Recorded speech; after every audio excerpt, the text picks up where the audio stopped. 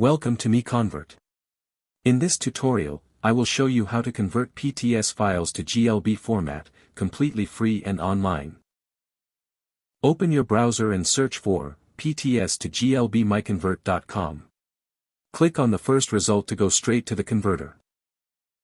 You are now on the PTS to GLB converter page. The interface is clean and easy to use. Let's upload a file. Click the Choose File button. A file picker will open. Select the PTS file you want to convert, then click Open. Your file is loaded and ready. You can see the file name, size, and destination format. Click Convert now to start the conversion. The conversion is in progress. You can see the progress bar moving. This usually takes just a few seconds. Done.